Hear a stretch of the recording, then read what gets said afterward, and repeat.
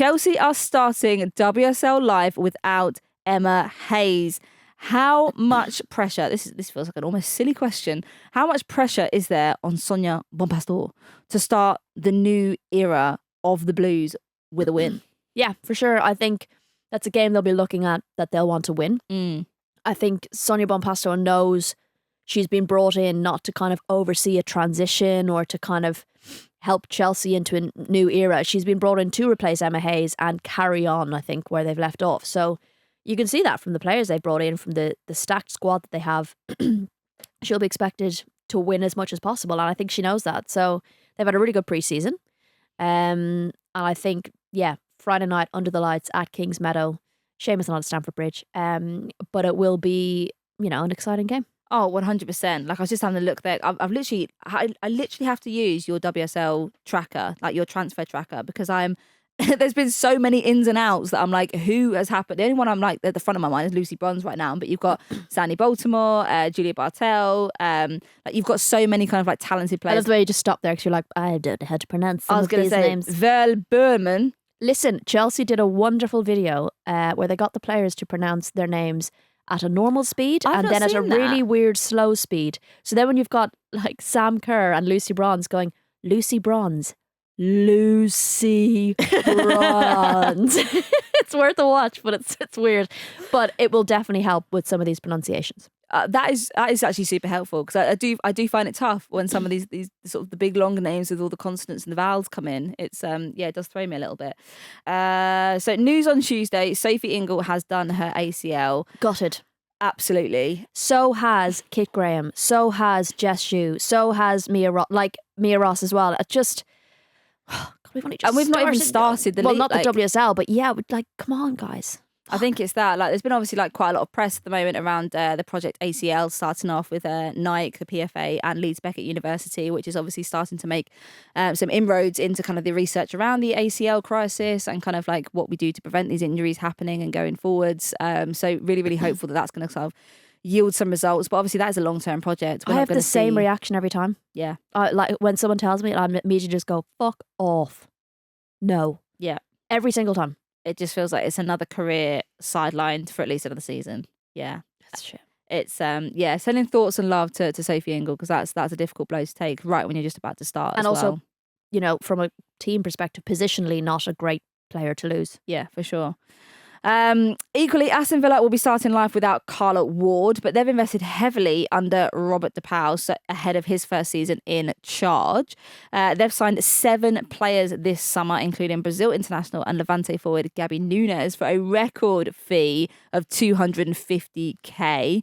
That is a massive statement of intent from the club. Do you think that this is Villa's proper year to kind of like disrupt the top 4? Because we talked about it, like not so much last season, the season before. Yeah, but I think he needs a little bit of time to get his style into playing and get those players gelling. I think they've done well to keep primarily the spine of their squad and some key, I don't want to say mature players, but experienced players in there as well, which I think would be really helpful for the new players coming in. I think Missy Bo Kearns is a great signing. Mary Taylor, Katie Robinson. Like, I think there's some good signings that can add a bit of dynamism to their front play, but also like want him to be given a chance to find his feet and not have loads of pressure put on him. But yeah, I'd like to see them mid-table, like, absolutely. Yeah, I think, Aston Villa aside that, I thought under the kind of leadership of Carla Ward, they did so well, like not last season, the season before, like really like throwing a spanner in the works.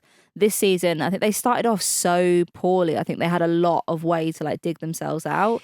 And there was a kind of like, there was a flatness around the squad. You have to factor in last season that I think they faced Chelsea, Arsenal and Man City in the first kind of 6 weeks or something. And it just absolutely, once, this is what I was saying, I think in our previous episode about getting some rhythm and getting your foothold. And it's an unforgiving league. And if you can't get a foothold, it's really hard to claw your way back. And I think after that, Chelsea's a bloody tough team to open against. I was going to say, same again. Then they face Tottenham, then they face Brighton, then they face Leicester. Like, they'll be looking at games there to pick up points somewhere to get them on the board. And I think, from a mentality perspective, getting some points on the board with a new manager and with a new manager bounce probably maybe they'll have a better start to the season. Yeah, we can only hope. And I do think they deserve it, to be fair. I mean, things are going to look slightly different this year in regards to the fans. So it recently came out that Chelsea players will stop giving autographs and photos at the ground, with the club saying that doing so is no longer safe or sustainable. I mean, my initial thoughts are that this feels like a good thing. I feel like with the change in, obviously I think you have to look at the kind of context of women's football. Very small fan base initially. Obviously, like, I think there was kind of scope for players to kind of, spend a bit more time, do autographs and things, because there wasn't obviously that many players going, that many fans going to the ground. And I think that was a nice thing to do initially, because you could kind of build up that rapport. You kind of have that, very personal contact with the fans that makes the club feel a little bit more special, I suppose. But as the game has obviously grown, I do feel like we stepped into a bit of a different era where we're starting to see this kind of almost expectation, I think, to kind of have selfies with players, to kind of get autographs, like rushing down to like the front of the stands at the end of the games, which has been causing injuries on some occasions. So I do think this is kind of like a natural measure as the game has progressed. Yeah, although I did see some saying that the players signed stuff anyway at the Feyenoord game. So, it's how it's going to be implemented isn't always easy either.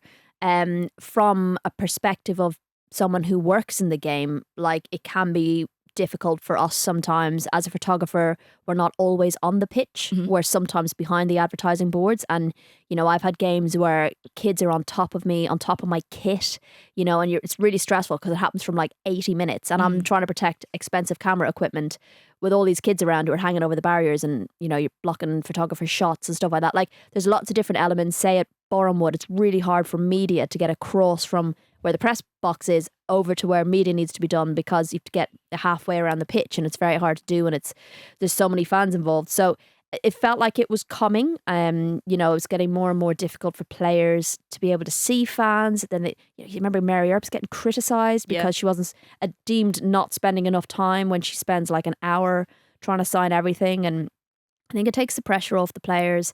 Players have rehab to do. They have post-match stuff to do. If they don't start, they've got to do sprints. Like, there's lots of other things, ice baths, media, lots of other things that and responsibilities that players have after games. And I guess it just takes the pressure off them a little bit. I think what Man City do with Autograph Alley is a really clever way of doing it. 100%. And it's a good way of kind of managing those expectations. But we'll see how it goes. I know Chelsea said they're going to put on some events and stuff for fans to be able to get some of that. But it's not a huge surprise that it's come into play. Yeah, sure. And just to kind of add a little bit more detail about Autograph Alley with Man City, which I think is a lovely approach. It gives a certain amount of fans that are chosen kind of fairly randomly sort of access to some of the players after the game, and kind of a safe and controlled environment. So I think it's still quite nice to keep that personal element, but I think it has to now kind of be in a more controlled, safer space, which I think for us, I feel like we welcome.